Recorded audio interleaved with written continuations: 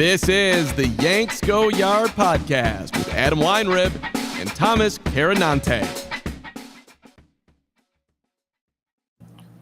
Welcome on into the Yanks Go Yard podcast, the only podcast that gets you Bronx bombed on a weekday afternoon. I'm Adam Weinrib alongside Thomas Carinante. Some Yankees are going to spit the bit tomorrow afternoon. The non-tender deadline is Friday evening. The Yankees roster, the 40-man, sits at 40 men. So if there are some players you don't think are going to make it to opening day currently on the 40-man roster, the Yankees have to decide tomorrow whether or not they're even going to give them contracts for next season. And we break down some guys on this episode who are in the danger zone, could get traded today or tomorrow, could straight up get, again, borderline released, not given a contract for next year. The Yankees have not taken advantage of this in the recent past. They tendered Gary Sanchez an expensive contract right before the lockout. Then as soon as it ended, we're like, let's just trade him anyway. We never wanted him in the first place. Order of operations was incorrect there, but it, in many ways, led us down the disgusting path we're currently on. So we've got some players who should be on the lookout for phone calls from mysterious numbers over the next 24 hours. If it says spam risk, you're probably good. If it doesn't, you might be cut by the New York Yankees. We're also going to talk about the latest rumors which have connected the Yankees to a division rival in trade, but no, not anyone that you're interested in.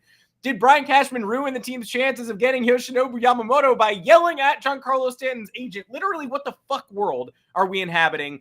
The Yankees made a couple additions to the 40-man this week, and Gerrit Cole did win the Cy Young, so it's time to talk about his opt-out, because whether it's regular or not, it still exists, and Cole could be off the roster next fall. Could. Might not be, shouldn't be, but absolutely his future is not certain, despite what Aaron Judge said in the congratulatory video after his unanimous victory last night. Folks, make sure to find us on Apple Podcasts, Google Podcasts, Spotify, wherever you get your podcast. Drop us a 5-star review, a subscribe if you haven't. We're live on YouTube Mondays and Thursdays, 2 o'clock Eastern time. We just hit 800 subscribers today. Big fat milestone, so it's time to get us to the next one. 900 is good, but we want 1,000. So tell your friends, do your work. When we hit that number, that's when we can really start bringing you the quality content. Because quite frankly, right now, we've been dogging it. We've been giving it a B+ effort. We'll start being entertaining and good if you get us to 1,000. We're going to have a good friend of mine on the show on Monday that I think you guys are going to really like. But until then, you're stuck with me and Thomas Carinante. And Thomas has an offer for everybody who's joining us today. What's up, everybody? Thanks for tuning in. We got some news here. Yanks Go Yard is partnering with Sleeper Daily Fantasy to give users a first deposit match up to $100. Pretty cool. We're just giving away free money, dude. Great times. Make sure to use the code FANSIDED2. That is FANSIDED2, the number 2, when signing up to receive your deposit match. Please remember to always gamble responsibly. Scan the QR code on the screen. Here we go, technology, to see if you qualify. And that's what we got. Short read, free money if you qualify. Pretty good deal. Once again, thank you all for tuning in. I think actually we have good stuff. We have a couple of good things today. Gerrit Cole wins the Cy Young. That's very nice. We had a couple of young Yankees added to the 40-man. That's also nice. But we have to start with it. We're going to close with the positive stuff. We're going to start with the negative stuff. Sure. I think that's a good idea. First order of business, not necessarily negative, but negative things can happen tomorrow, and we got to brace for them. I mean, I don't know how you feel. I don't think there's a single player on this list of potential non-tenders who would give me really more than a couple of seconds pause about losing their roster. I would just feel bad for them. Of course you feel bad, and some of these guys are lifelong Yankees, quote unquote, or at least their Yankee career started quite a long time ago in the low minors. So it could be the end of the road for several people we've become very familiar with. But as far as I can tell, the most important position here is catcher. If we can go through some of the other people we think are probably at risk of losing their Yankees jobs and are going to be seeking new ones over the next couple weeks and months. But it doesn't take a lot of speculation to see that catcher is going to have to change. The Yankees added Agustin Ramirez to the 40-man roster earlier in the week. He's a power-hitting catcher, played at Double-A this year, exit velocity similar to Gary Sanchez. Certainly the kind of guy that another team could draft and stash and steal from you. The rumor was they're going to protect Clayton Beeter, obviously, futures game participant, top 30 prospect, and that's it. But instead, they maxed out the 40-man, protected both guys. Beeter, I think, is certainly on St. Louis's radar from what we've heard, might be included in a big Brendan Donovan, Alec Burleson, etc. trade. But Ramirez is a big protect, and they also added Carlos Narvaez, a lower on the totem pole catcher, to the 40-man a couple of weeks ago. So that makes 6 catchers on the current 40-man roster. And that doesn't mean they're active, of course, but those are people who could get called up at any time without the Yankees having to make some sort of corresponding move to the 40-man, a cut, a 60-day IL, etc. That's Jose Trevino, who's not going anywhere. Austin Wells, who's certainly not getting DFA'd, probably going to be your starter. Ben Rortvedt, who's got minor league options, probably going to be the first guy called up if they need somebody. Narvaez, Ramirez, who they just went through the trouble of protecting. They could trade Narvaez. They did that a couple of years ago with Donnie Sands, but they're protected for now. And then Kyle Higashioka, who is the most expensive of the group, the longest tenured in New York of the group, and the one who kind of brings the least upside. So even though he was in Cole's Cy Young video yesterday, they're going to try to trade him over the next 24 hours. I don't know why you would find a taker for a backup catcher who everybody knows will not be on the Yankees in a couple more hours. Like if somebody gives up anything for him tomorrow or today, it's going to be like when someone trades the Patriots for Bill Belichick. And you're like, what the fuck? Everybody knows they want to fire him. Why would you give them a second rounder? Why would you give them anything? It kind of feels like that, and I don't think anybody will. So I think we're in the final 24 hours of Kyle Higashioka's Yankee career. I would agree. Scroll down. Look at the outfielders. We have the same amount of healthy catchers as we do healthy outfielders. It's unbelievable. I understand that this is not static, and come tomorrow, things will be very different. But how do you even get yourself in that position? How does your roster even look like that at any point? Infuriating. But yeah, Higashioka, per MLB trade rumors, they are pretty much the Wizards at predicting these arbitration salaries. Not the Washington Wizards, like actual Wizards. I was like, so they absolutely suck ass. Okay. No. Higashioka, $2.3 million projection for 2024. Again, something the Yankees can afford.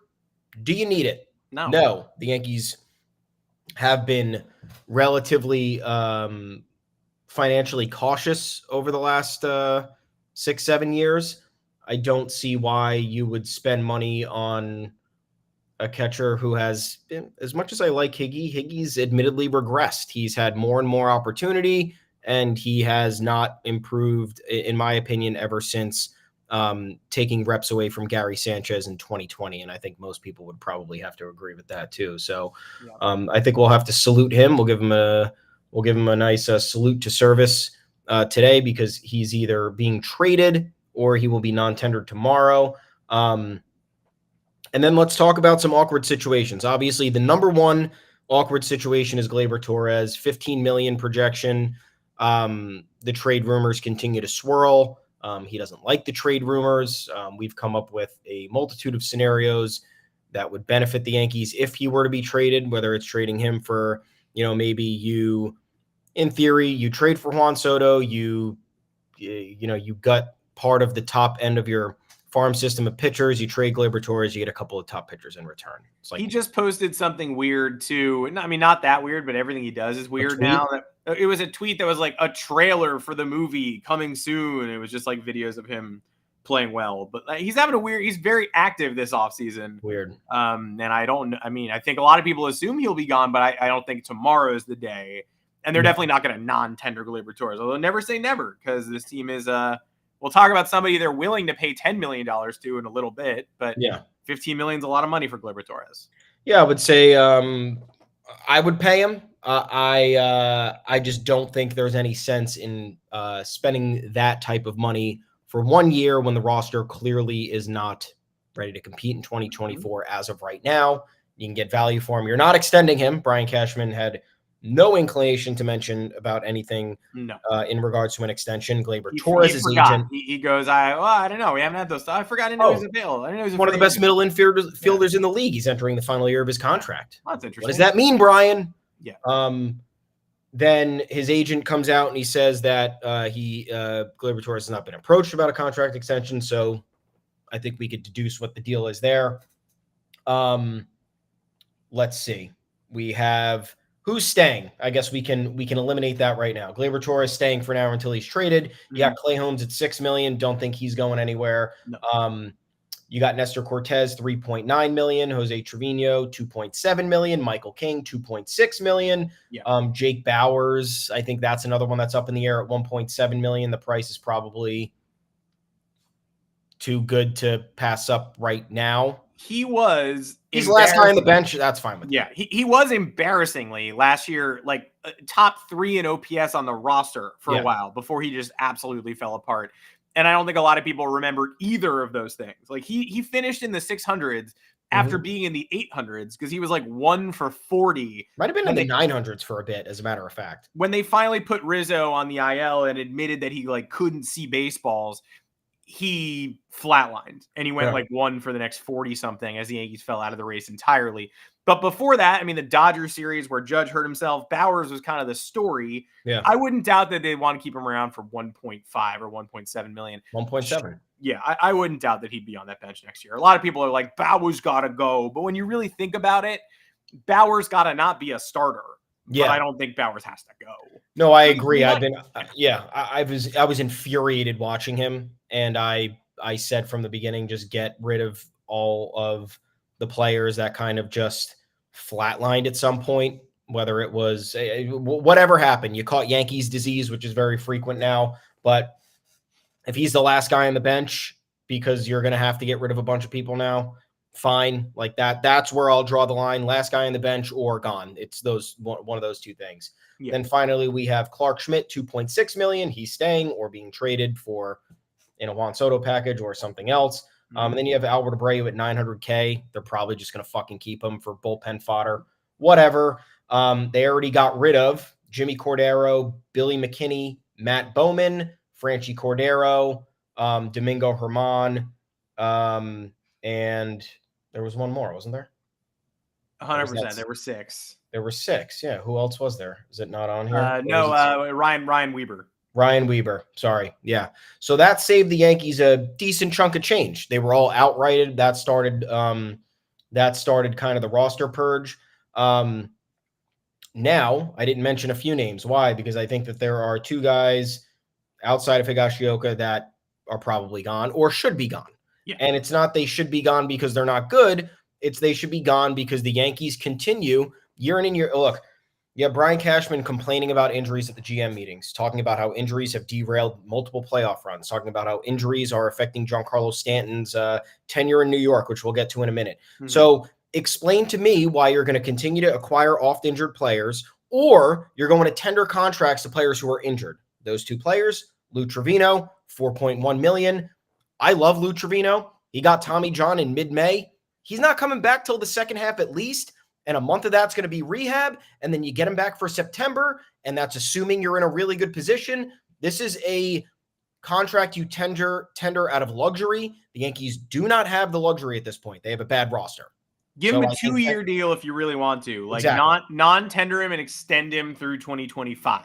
But sure. I don't think they'll do either of those things. No, I think it would be smart to do that. Say, hey, look, you know what? You can rehab on our dime. We'll bring you back for next year. It's kind of like what the Dodgers did with Tommy Kahnle, but it didn't work out. Yeah. I mean, I probably wouldn't do it because the injury and not be, again, nothing against Trevino, just injury stuff does not work out for the Yankees. You bet on that at all with them, they lose every single time. And speaking of that, Jonathan Loaisiga. I know a lot of you love him. I think he's nasty. $2.5 million for a guy that Aaron Boone, once again, all these people calling out the players for being injured.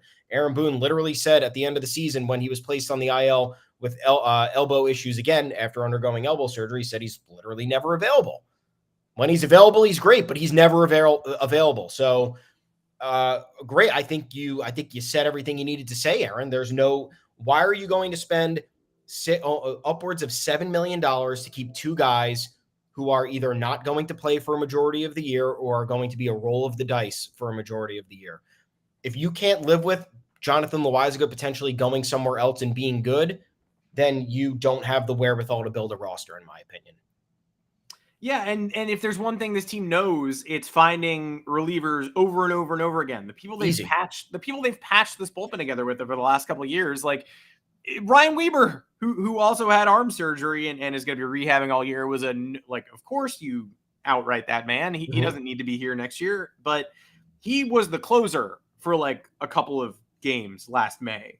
Like a guy throwing 86 miles an hour, topping out with like slower than slow breaking balls. This team finds relievers everywhere. Loizaga is the kind of high ceiling arm you don't typically give up on, but do you have to pay them escalating ARB salaries when you're right at the margins? You don't really. Push came to shove, the Yankees wanted to act like the Yankees. I would say release Trevino and then bring him back for 2 years, like $2 million this year, $9 million next year, move it around. And I would tender Loizaga the contract, but I would not rely on him. And I would non-tender Albert Abreu, to be quite honest with you, because I know that this team can absolutely lift up the couch cushions and find somebody more reliable than Albert Abreu. But in terms of money saving, if you're going to really operate the way they're probably going to operate, Loizaga is certainly in danger. Now, that's all a certain degree of, it's infuriating to have these conversations. We're both much more infuriated by the trade rumor that dominated this morning. The Yankees and Mets are both battling to bring on somebody who checks almost no boxes. The Yankees have been in constant communication with the Rays, reportedly, according to rumors that dropped today, about Manuel Margot. They've been talking. They talked at the trade deadline. They're talking again this week. Several conversations. The Mets are in this mix too. Do I think Manuel Margot is a bad player? No, I don't think he's a bad player. Speed, potential untapped power, hit 250, 260 every year. Good range, although that range has decreased after he ran into the right center field wall and slammed his knee in there and tore it up. Solid player. If there were absolutely no repercussion having him on my roster, then sure. If the roster could be 35 men active at any time, yeah, put him on there. If he didn't block a single acquisition all winter, great. Trading with a division rival for Manuel Margot? No, I don't think so. What do the Rays know that we don't? Obviously something. There's no way that we know more than the Tampa Bay Rays. We never do. Manuel Margot makes $10 million next year, and he's got an option for 25. Technically 12 with the buyout. Oh, interesting. Well, $10 to $12 million for a player who doesn't start on an idealized version of the New York Yankees. He's not your center fielder in the playoffs. Let's send him to the playoffs. He's not your center fielder in the playoffs. He's not your center fielder in important games. He's your center fielder when Jason Dominguez is injured. Okay, $10 to $12 million if you buy him out. Completely disinterested at that level. And under 100 OPS plus. He's not a league average hitter. The average itself would be in the upper echelon for the 2023 Yankees, but that doesn't mean much. He's a below league average hitter. He's right-handed. He's a below league average right-handed hitter coming from a division rival who's expensive. The Yankees will not pay $15 million for Gleyber Torres, but they'll pay $10 million for a non-starter who checks zero boxes. Is Brian Cashman truly off his rocker? This is worse than Dylan Carlson. Yeah. Oh, yeah, without a doubt. I hope it's the only reason I'm angry is because it's coming from Ken Rosenthal, who's usually very reliable. If it was coming from I don't know. I'm not gonna. Well, there's no bidding war, right? Yeah. So when you're like, oh, the Yankees are involved, that's just a cheap tactic to try to get more money. It's a trade. Genuinely, the Yankees and Rays are probably having a lot of conversations here. Yeah, reported multiple conversations. I don't know what do the conversations entail, because the return here can't be big. The Rays aren't eating money. And if there was expansive conversations around this that had to deal with, an adjusted return because of a salary relief, sure, but it's not happening. The Rays they're never going to do that. I don't know why, again, the Yankees would want to trade assets and inherit the same amount of money they could pay somebody like Jock Peterson or Kevin Kiermaier. Look, Jock Peterson took the qualifying offer last year. He made $19 million. He was injured last year and didn't have that great of a season. I don't think he's getting a raise on that $19 million. Bring in Jock Peterson for $13, $14 million and just call it a day. You are looking at a guy like Margot, who, I don't think he's a bad player either, but last 3 years injured. He's averaged barely over 100 games. Yeah, I left that out. Sorry. Never available either. Hits from the wrong side of the plate. Doesn't do what we need. Never available. Great fit. Yeah, this is exactly everything that's wrong with the Yankees. Injuries, right-handed, declining play. Yeah. His defense, understandably, has taken a hit. on both the surface and in advanced metrics because of his injuries over the years. He got elbow surgery this year, knee issue this year, hamstring issues 2 years ago. I'm not saying that trend is going to continue, but I'm not acquiring that in any. I don't know why you would be interested in that. And spoiler alert, whoever the Rays are targeting is going to be a good player. Sure. They're not like, we don't care. We haven't looked at your system. Literally send us whatever. They're faking you out. They're going to get someone talented from you for someone who doesn't fit. It's sickeningly true. It's just so easy. Like when I read this rumor, it makes me go, it's not that hard to build a roster. Brian Cashman's going into this offseason with like 3 objectives: lefty bats, outfielders who are healthy, starting pitching. And he goes, I'm going to start by paying big money in prospect capital for a right-handed bat who's never healthy. It's not that hard. He's trying to buck the trend. He's trying to zig when everyone's zagging, dude. I mean, look, I don't know what Kevin Kiermaier is going to make this year, but if you just pay him $12 million, you avoid having to trade anything. You get a left-handed bat, and then you get a really good available bench player when Jason Dominguez returns. I mean, I don't want to keep talking about it. It's kind of annoying. It's kind of I have to listen to you talk about it and write about it, and then I have to talk about it and realize that I like it the more that I listen to you talk about it. So why is this harder? His agent wanted he said he wanted his agent to contact the Yankees. Why are we not doing this? I don't know. Yeah. Either way, again, Rays setting you up in some capacity, you acquiring more salary for somebody who is not available for 3, even during the shortened 2020, he missed 13 games. I don't like no power. So I don't know why. I don't know what more analysis I have here. This is bad. It feels like, I don't know, an extremely dumb thing, like where they just go ahead and steal like a Caleb Durbin type, like a guy who, for all intents and purposes, is hitting like 320 in the minors, never striking out, but isn't a Yankee. You know, he's probably like a 6-homer guy. Mm-hmm. And the Rays are just like, are you really going to start Caleb Durbin at any point? And the Yankees are like, nah, we prefer Peraza. And they're like, great, we'll take him off your hands. And then he hits 320 and never strikes out at the major league level. And every Yankee fan's like, I wish we had a guy like that instead of a guy with higher on the prospect rankings. Caleb Durbin just named like the AFL's, quote, most dynamic offensive performer. Cool. 5'6" second baseman, 21 steals, 1044 OPS. Not gonna. I guess we're not gonna ever look at him, and we're just gonna, okay. Trade him. Cool. Trade him in a bigger package. I mean, trade him in a bigger package. Don't trade him for Manuel Margot at all. Should we be happy? Is there anything to be excited about? Probably not. I mean, I don't. Do you come down on? Where do we even start on Brian Cashman? Going after Giancarlo Stanton. Crazy.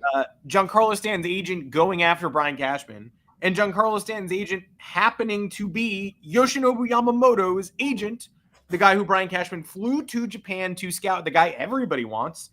He's golfing with Lars Nootbaar. He could be a Cardinal. The Dodgers want him. He might prefer the West Coast. The Red Sox want him. And Craig Breslow apparently was a Japanese player whisperer on Chicago. Seiya Suzuki said this. The Mets want him and Kodai Senga wants him. So you probably want to go outbid the field for what Kodai Senga wants.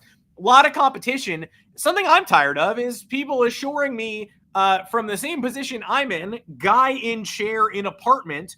Oh no, the agent for the player flaming Brian Cashman publicly for his recent comments about his other client to diminish that client's value won't affect Yamamoto's decision at all. The statement where the agent said anyone signing with the Yankees should be careful because you're going to get ripped by the people in charge. That won't have any bearing on the pitcher's decision. The pitcher with the most free agent competition in the current free agent pool. Of course it will. But no one's going to say it will because nobody wants the Yankees eliminated first. Because you lose your leverage when the Yankees are gone. You lose your leverage when the rich team that flew Brian Cashman to Japan is already eliminated because of Brian Cashman's own foolishness. So you're going to release an article through Andy Martino that says Yamamoto is very intrigued by the Yankees insignia or whatever it is. Cool that he loves our logo, but your GM and this agent just had a flame war in public this week. That's going to affect it. Yeah, here's the full quote. So this was also at the GM meetings. I don't know how this got lost in translation. Yeah. Oh, because potentially of all of the other crazy stuff that happened during that 3-day span. Yeah, it makes sense that this would, I guess, get buried. Brian Cashman cursed a lot. Hal Steinbrenner backed his cursing. Hal Steinbrenner said Aaron Boone loves bunting. The whole GM meetings got cholera. A lot of stuff happened during a very short span. So this was, per the New York Post, during an extended answer about the impact of Director of Health and Player Performance Eric Cressy and the Yankees' long list of injuries, Brian Cashman brought up Stanton. He said, quote, "We can talk about it, and we're talking about Stanton trying to limit the time he's down. But I'm not going to tell you he's going to play every game next year, because he's not. He's going to wind up getting injured again, more likely than not, because it seems to be part of his game. But I know that when he's right and healthy, other than this past year, the guy's a great hitter, and he's been for a long time." Yeah. I apologize. I was not really familiar with your game, which is getting injured all the time. I'm not going to sit here and disagree with Brian Cashman. It's the correct statement. Giancarlo Stanton is terminally injured, that it is, and it has crippled this team.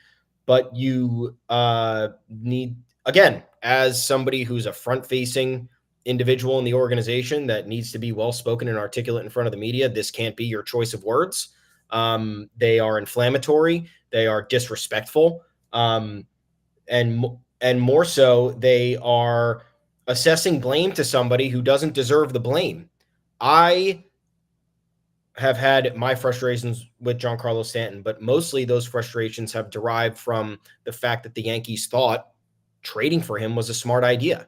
It still is not a smart idea. It was never a smart idea. The only way it would have been a smart idea if he stayed healthy for this entire time, which was never going to happen. Everybody saw the writing on the wall during the time the Marlins were trying to get rid of him. He signed the largest contract in the history of North American sports at the time. Mm-hmm. He had been injured a ton during his tenure with the Marlins, specifically knee issues, which are very concerning for a player of his stature. Obviously, all lower body injuries are concerning, but knees, I mean, in any sport, your chronic knee issues, anything that those things linger for the entire year, they keep you down for a long time. Somehow Stanton's not dealt with any knee issues in New York, but it's been a litany of other things, maybe resulting from whatever has happened with his knees in the past. I don't know. Brian Cashman had all the information in front of him. Mm-hmm. He knew the Marlins were trying to get rid of him because they paid him too much money, and they knew it, and they didn't want to, and they had a financial situation that they needed to rectify. Mm-hmm. And he knew Giancarlo Stanton was frequently injured, but he said, hey, you know what? It's not going to cost us anything in prospects. And, you know, what's $325 million 7 years from now? It's probably going to look like nothing. Yeah. In reality, it kind of hasn't. It's still a really big contract. It's the same contract as Gerrit Cole. It's $35 million less than what Aaron Judge is making. So, no, you were wrong. Even if the Marlins sent you $30 million in the deal to bring down the AAV in fucking 2026, which nobody cares about anyway. So to direct the blame at the player who's working hard to stay healthy but can't stay healthy because he's never been healthy, when you knew all of that beforehand and made the trade anyway to make this lineup more redundant in terms of a lack of athleticism, more right-handed hitting, more of a three true outcome play, profile of players on in the lineup. This is your fault. So you have no right to say that. And it is disrespectful that you're saying that, because it's not like Giancarlo Stanton is a problem off the field. You know, we could talk about the commentary from his agent next. I think that's also important to weigh in on, but he's taken a lot of shit here, including from us, me, for years. And then I came around on him after the 2022 All-Star game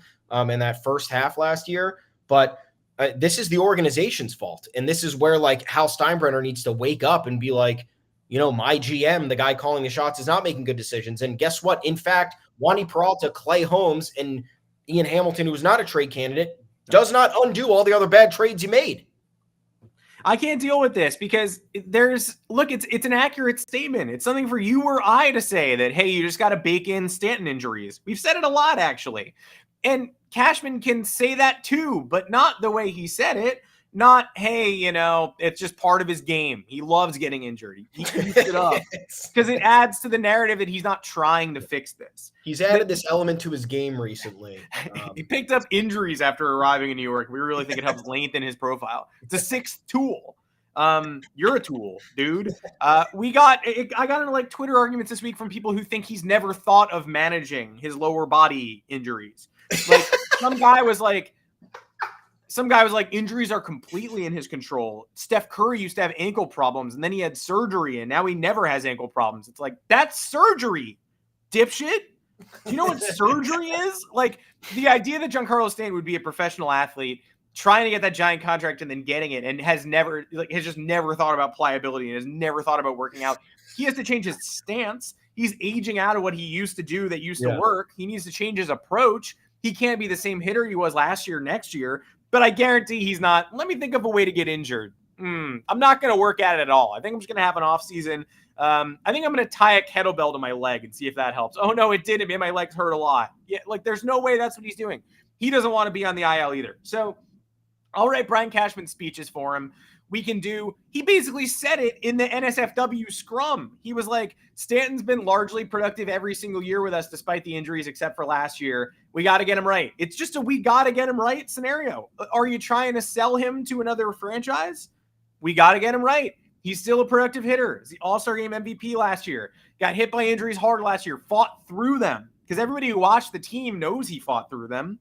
Because he couldn't run. That LOL Stanton play where he rounds third and he's walking to home. They send him on a single to the gap. He can't run or else he's going to get hurt.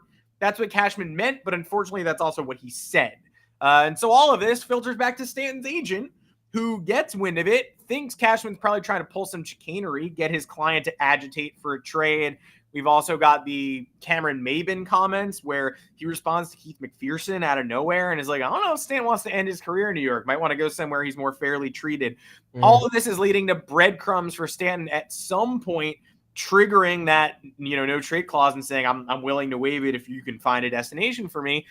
But Stanton, it's almost like not only did Cashman disrespect Stanton, but he forgot that people know people. Stanton's agent is not some bum.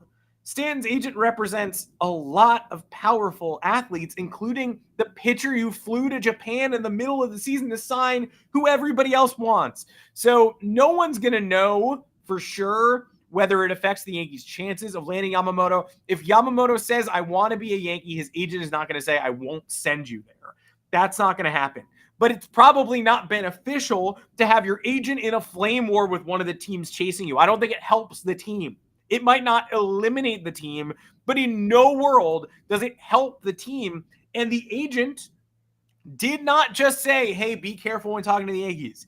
He said all free agents, foreign and domestic, have to be careful when talking to the Yankees. That wasn't an accident. And a lot of people are glossing over the fact that he represents a hugely important foreign free agent right now. This is a fireable offense. So much of this has been utterly fireable. And this is the most egregious yet. And I don't understand the people who are just like, oh, it's outrage culture. You wish Cashman called out more people over the last couple of years. Don't you want accountability? No, I make fun of Alex Cora when he says Alex Verdugo's a dumb guy. I hate him and I want him to be better and show up on time. I'm like, that's rude. And if Cashman's like, one of my best players who I acquired and wasted money on is hurt all the time, isn't that a bummer for all of us? Like, that's not accountability. It's not going to convince him not to get hurt. Yeah, Aaron Boone holding the players accountable is what should be happening. That's the problem. In private. Yeah, in private, but it's happening. You have the inclination to understand, like, oh, okay, like there's a standard in this dugout. Not Brian Cashman, who clearly has no connection to the dugout or the clubhouse, who clearly goes over Boone's head if we're to believe the report that the analytics department goes behind the coaches' backs and gives information to the players. Then the coaches complained about that being an issue.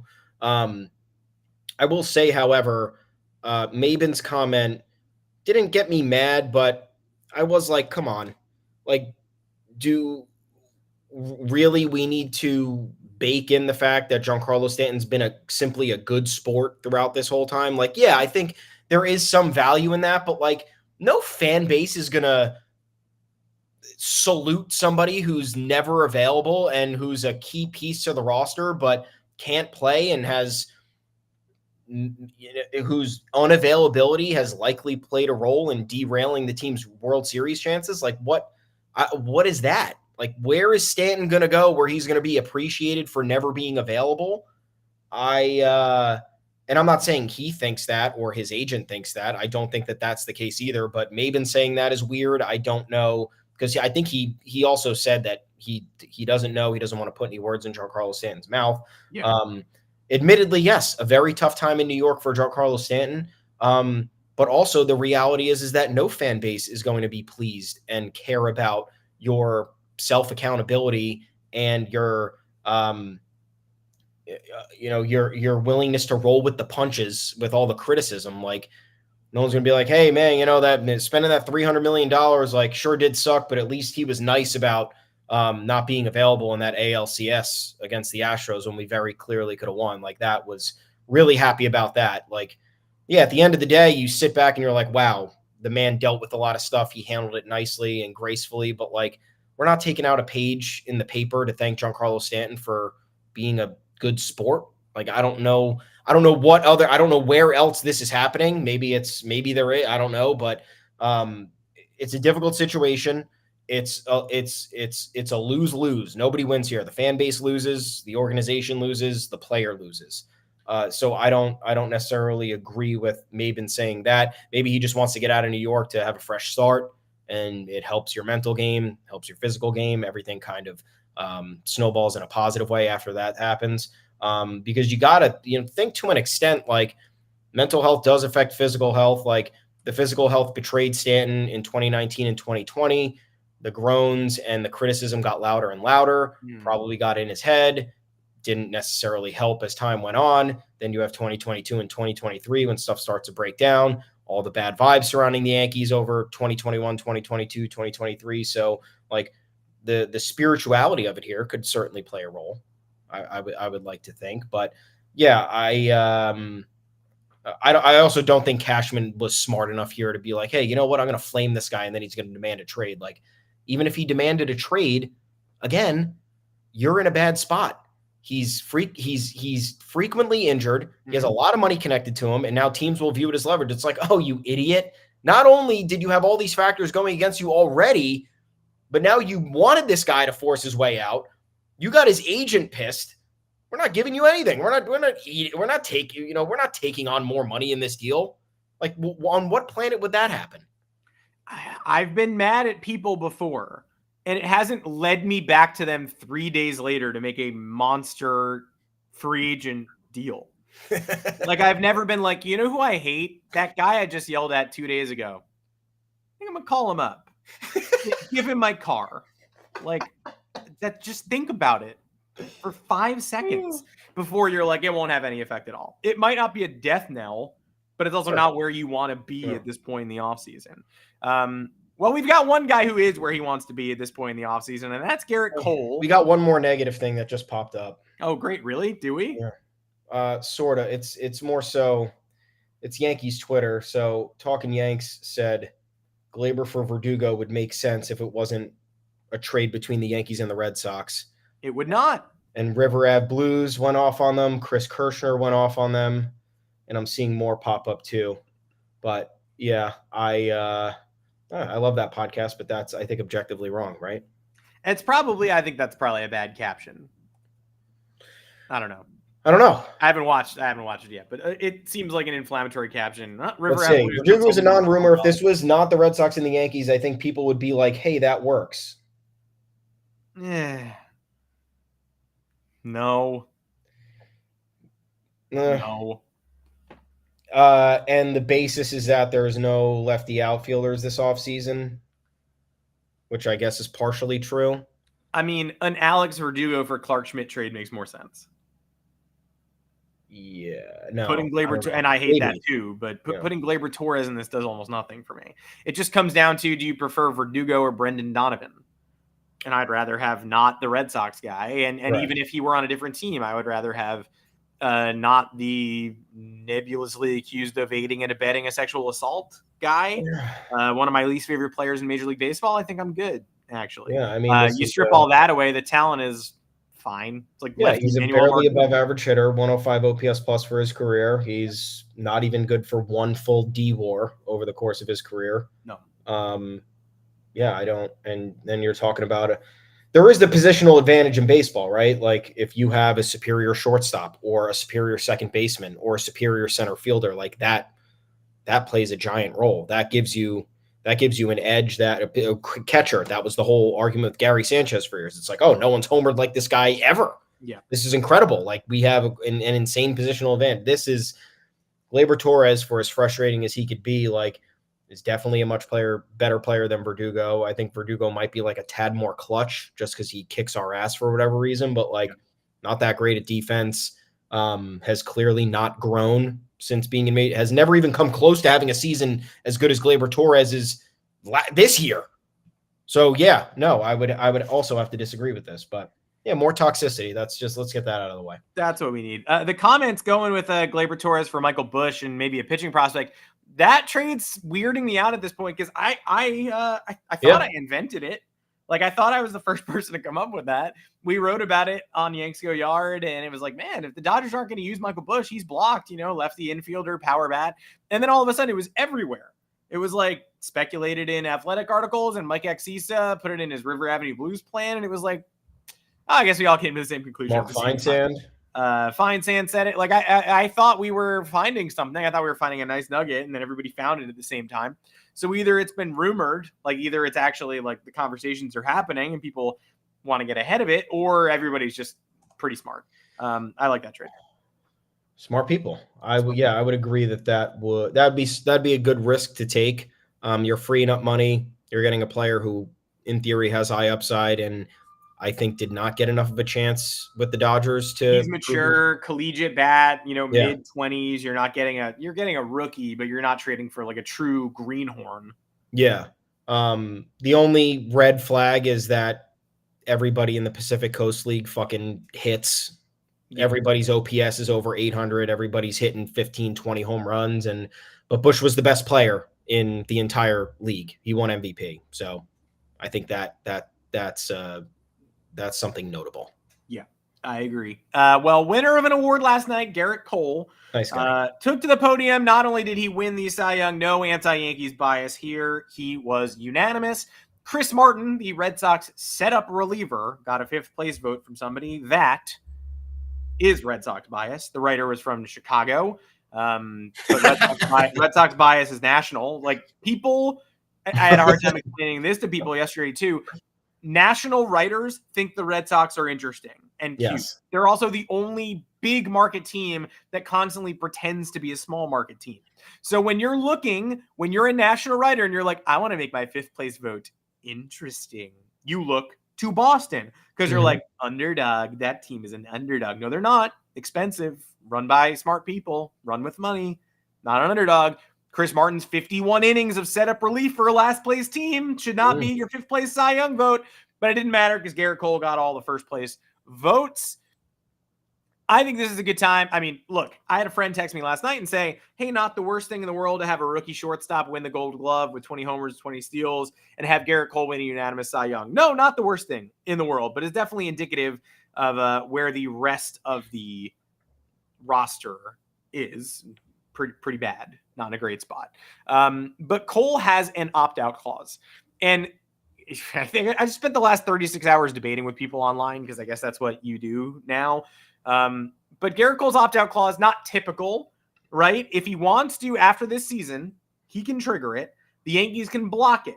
The Yankees can say, you are not actually opting out. We are just going to add a 10th year to your contract. And that's what should happen. Price. $36 million for year 10 for Cole's age 38 season. And that's probably what's going to happen. Cole would be foolish not to opt out. But for all the people who are acting like it's a foregone conclusion that the Yankees are going to give him that extra year just because it would be smart to, you're not thinking about Hal Steinbrenner's reticence to long-term commitments. You're not thinking about the way Hal Steinbrenner spends money. You're not thinking about Hal Steinbrenner saying, my team's not very good. Do I really want to tie $36 million to an ace in age 34 to 38 for a team that I don't think it has enough pieces to make a run? I don't know. The people who are saying this is not a typical opt-out clause, the Yankees can block it, and of course they will. Of course they should, but I don't think they absolutely will. Just because they have the right to end the conversation early doesn't mean they will. Yeah, I don't disagree with that. I do think that we're in a look. If Judge is in cahoots with Steinbrenner as much as he is, or as much as we are led on to believe this offseason, there's absolutely no fucking way that they let Gerrit Cole walk. If this comes down to any conversation and Judge is in the room, he says, "Yep, that's one more year and 36 more million, Mr. Steinbrenner, and we'll complete." He's like, "Well, come on, I'm in Italy. What are you doing?" Yeah, age 38 is not age 40. For dinner. It's not age 42. Oh, Aaron, that's an awful lot of cash. Are you sure? Look at the advanced metrics that you love so much. Not a lot of RBIs from Mr. Cole. Not a lot of high batting average from Gerrit. Mr. Steinbrenner, he's a pitcher, not an offensive player. I don't know. You told us to pay more attention to RBI. I'm seeing a big fat 0 in that column. I can't. This would torpedo the Yankees so hard. Yeah. Unless you have a scenario where they say fuck it and they sign like Snell and Yamamoto this offseason, and then they're under the impression next year that Cole's going to opt out, and they say, you know what, we'll let it happen. Now we have 2 pitchers. We re-upped on 2 pitchers, plus Rodon, who's technically still in his prime for probably at least 3 more years. They would love if he could opt out. That would be great. Yeah. So unless there's a bizarro universe where the Yankees either spend a ton on pitching this offseason, which I don't think is going to happen. I think they'll get one guy and they'll call it, or they have bigger plans next year. And I don't have the fucking energy to see who's available next year, because then I'm just going to get my brain twisted in a pretzel to figure out how the Yankees are going to fuck it up. Corbin Burns is available next year. That would be good. So yeah, I think that at this point, Aaron Judge is the captain. We've had all these speculative inquiries about maybe Cashman losing some power, Judge getting some more influence. If that's the case, then Aaron Judge is going to put his foot down. And I think it's the rightful decision. It's not like anything like Gerrit Cole, for as frustrating as he was the first 2 years, has managed to turn it around and be a really good Yankee. I understand that those, he hasn't been the greatest playoff performer since 2020. And there were some alarming numbers in 2021 and 2022 during the regular season, but you win a Cy Young, First pitcher to do it since 2001, since Roger Clemens. Yep. Yeah. So that's pretty fun. And the second Yankee of all time to win it unanimously. So that seals your fucking, your icon status. That's it. He'll get a 10th year if he wants to opt out. He should opt out if he has another good year. And you pay the price of admission. That's what Hal Steinbrenner should be here to do.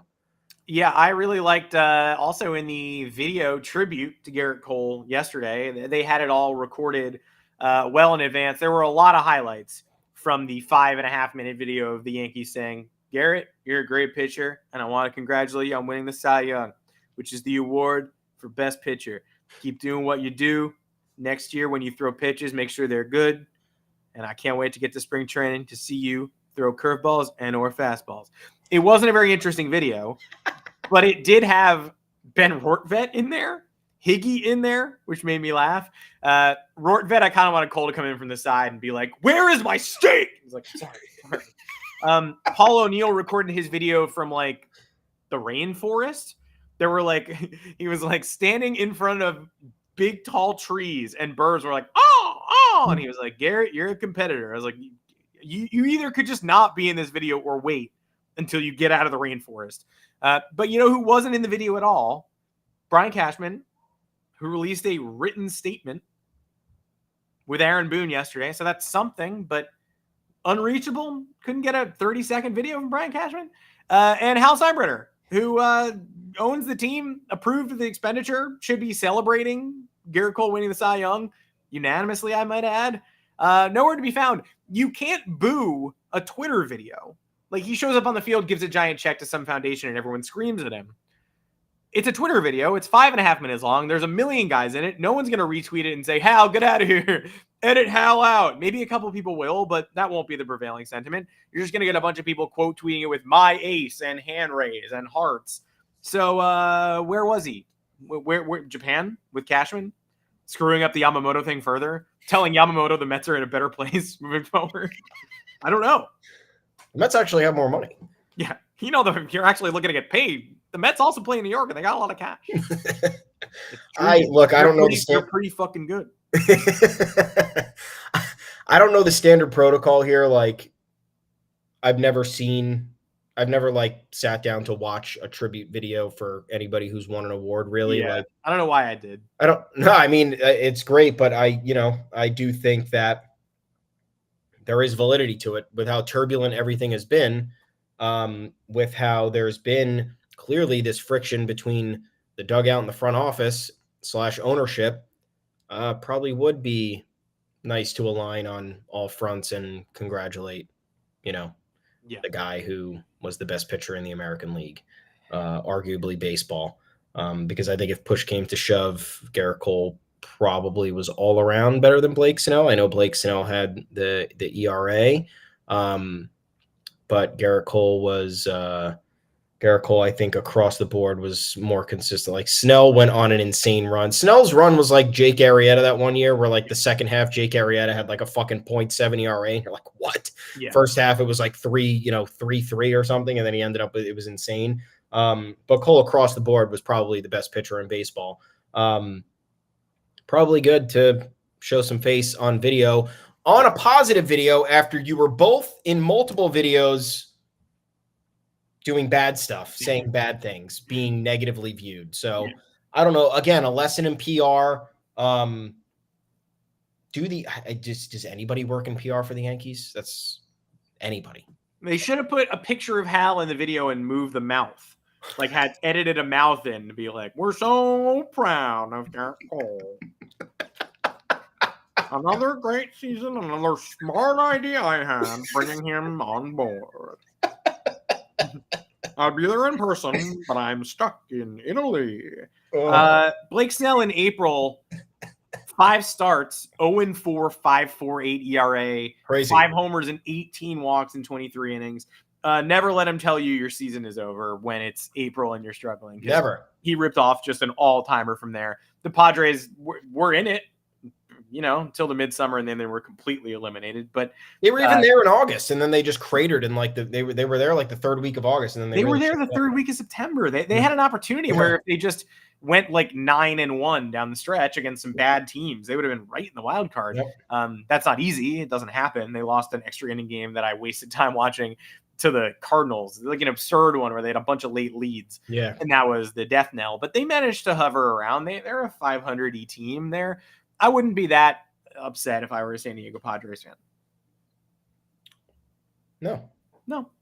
Well, I think that's probably it for today. Oh, we got the 40-man.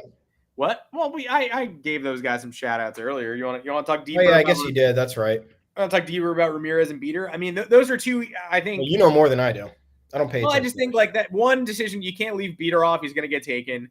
Ramirez, I think, probably would have been taken, but I thought the Yankees might be willing to stomach that. They apparently were not. They wanted to make it extremely obvious they were going to trade or, non-tender Higgy. They put that 6th catcher on there.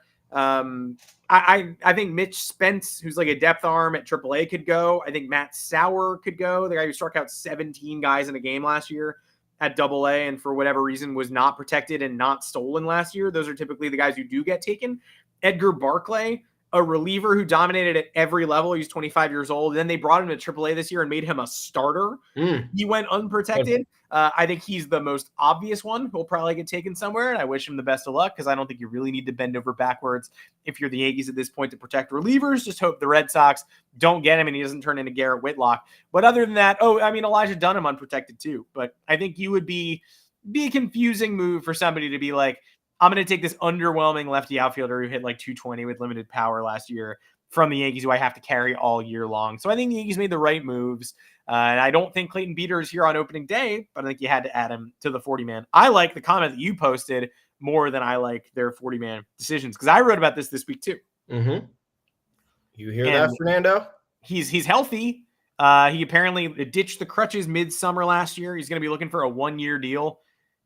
Remember when the worst thing in the world was when the Yankees were going to make Gio Urshela the starting shortstop? And we were I liked it. Oh my God, he's not a shortstop. He probably still isn't a shortstop, and now he's probably lost some lateral movement after the pelvis surgery. But they went out and found a worse option for starting shortstop. So they probably, for a million different reasons, should have stood pat with their roster in the middle of the winter in 21-22.